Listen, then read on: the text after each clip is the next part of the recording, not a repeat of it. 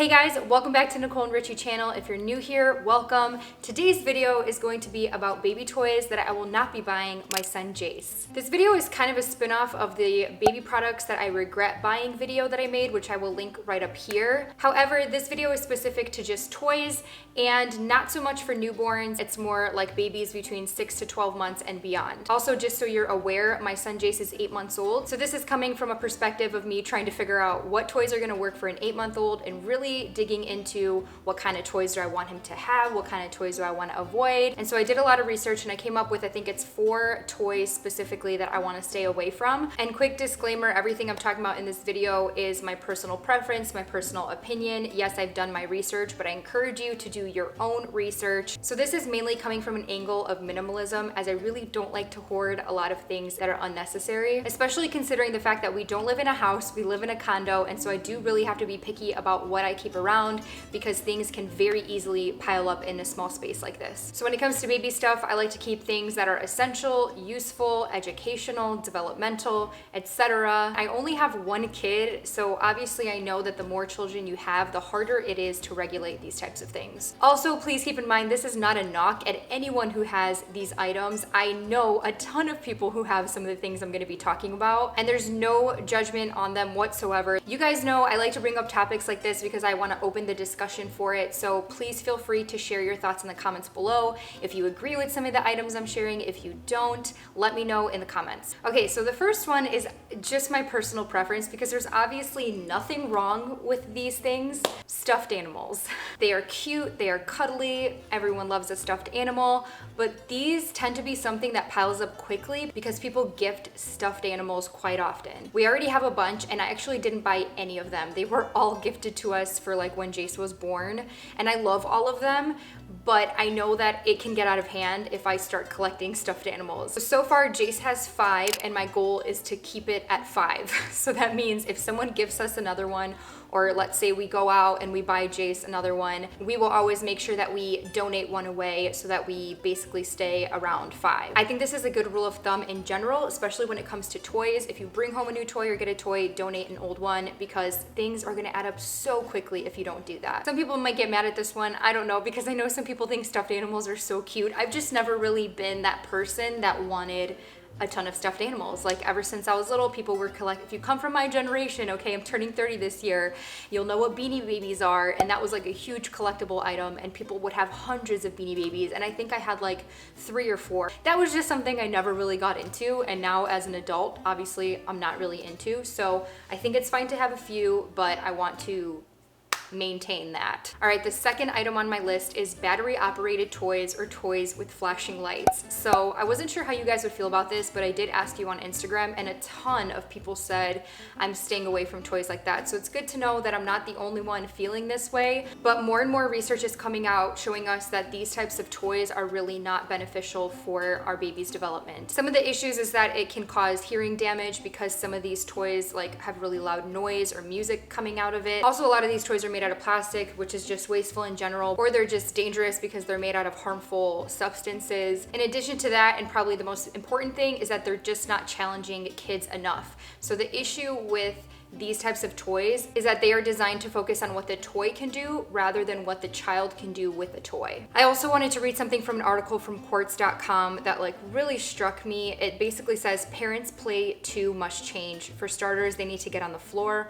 All too often, parents use toys as babysitters, sit the kids down with something and walk away to check emails or do dishes. Okay, we are all guilty of this. I am 100% guilty of this. This is something we already struggle with as it is living in the generation and the time that we do. We're always on our phones, checking emails, doing work, etc. So if I already know that's something that I do struggle with, I know that I can at least reduce that issue by removing battery operated or lighting toys, because it's gonna challenge me to actually sit down and play with my kid, which is huge and the best way that they can actually learn and develop. Reading a little more in the article, it talks about specialty toys, and it goes on to explain why blocks would be a great thing for children to play with because they're challenged to use their imagination, they're challenged to do problem solving and building and all these amazing things that it can offer that a toy making sounds and noises and lights can't offer. So obviously there's a lot more to this, and then you've got Montessori method and a ton of other things that I can't get into right now,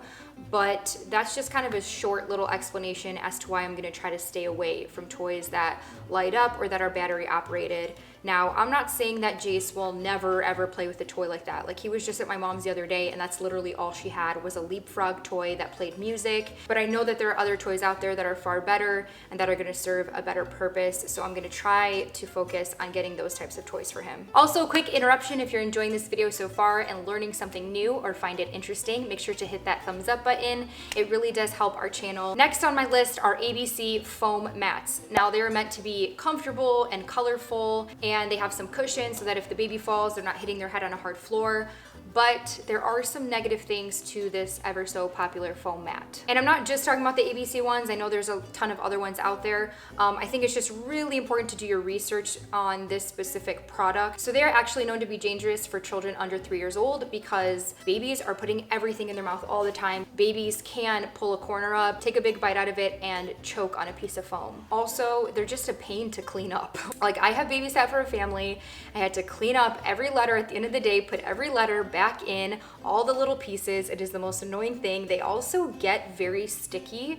I don't know if the material or the sticky hands of your kid walking all around it, they're spit up, like all this stuff. They're kind of just gross.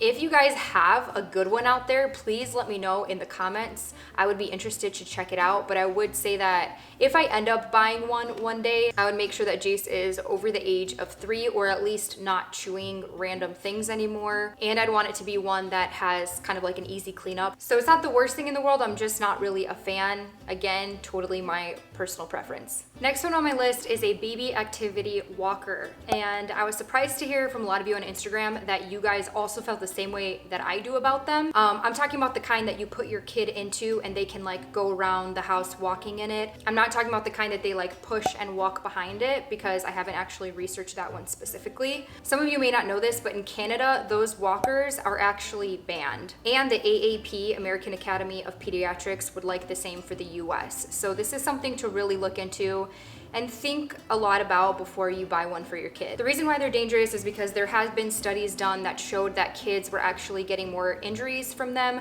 such as falling down the stairs or grabbing things that they shouldn't be getting. They're able to walk around a room, right? So they can actually get access to sockets and plugs and different things that they wouldn't have access to if they weren't in it. A lot of people use these walkers because they think that it's actually gonna teach their baby to walk quicker and faster and better, but studies actually show the exact opposite. The thing is, children learn how to walk by pulling themselves up on objects like a couch or a table, or even like pulling them, you know, Jace always pulls himself up on me to stand because it then helps them learn how to balance, learn how to move their legs. They can see their legs moving. So when I hold Jace and I walk with him, he's looking down at his legs, he sees the movement. But with these activity centers, they can't even see their feet underneath them. So even though their legs are moving, they can't actually see what they're doing to connect the dots. So I found this information really interesting because I was trying to figure out what to get Jace about a month ago and decided, okay, I'm not gonna get that walker. So a better alternative would actually be a sit to stand center. So just like an activity center that you can literally stick your baby inside. They can't walk with it or anything. They're just standing there. They've got toys around them. So I was highly considering one, looking at it on Amazon for like a few weeks, debating if I should buy it or not because Jace was in a super clingy stage and he wanted me to hold him so much. And I was like, I can't hold this kid all day. So I was seriously about to buy them, but then there was two main reasons why I decided not to. I knew that he would be out of like the clingy stage and always wanting to be on me and be crawling soon because he was so close to starting to crawl at that time.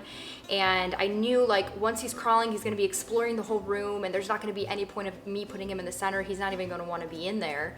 He's gonna be wanting to try to climb things and all that, which is good for him because it's actually helping him learn how to walk sooner. And then also, of course, back to my minimal self, I really didn't want yet another baby item taking up space in the living room. Like, we already have a bunch of his toys in here and we finally got rid of like the Mamaroo and stuff, so I didn't want another thing I was gonna have to try to find storage for. And I'm so glad I went with my gut on that and didn't buy it because he totally started crawling like just a few weeks after that. So He wasn't attached to me as much anymore. He is now exploring the whole room. If I had an activity center, there's no way he would be standing in it. He would want out.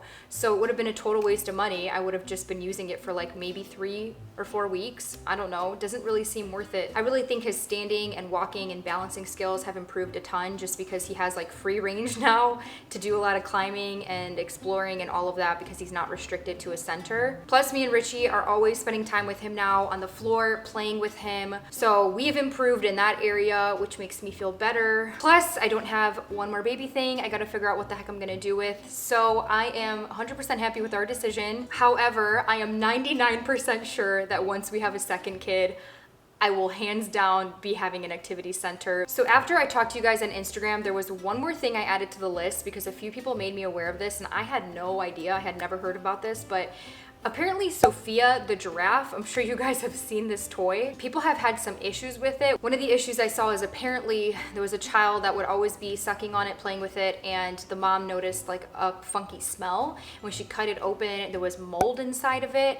So that made me a little nervous. I've never had the giraffe. I've thought about getting it, but then someone else made a point and said it's $25, which seems very expensive for a little giraffe. So I definitely won't be getting that toy. I didn't know if you guys were aware about this at all, so I figured I'd just throw that in this video. I guess that goes for any chew toys that have air inside, but they have like an air hole because saliva can easily get inside while the child's chewing it, which I guess can cause this mold buildup, which is very dangerous for a baby. So be aware. Okay guys, that's all I have on my list. I hope you enjoyed or learned something new. Once again, leave a comment with your thoughts if you agree with me, if there's other things on your list that you won't buy your kids. I really want to know what you guys think. If you like this video, we would love it if you can subscribe and hit that notification bell so you're notified when we have new videos out. And follow us on Instagram at Nicole and Richie where we have a lot more fun. Love you guys and I'll see you in our next video.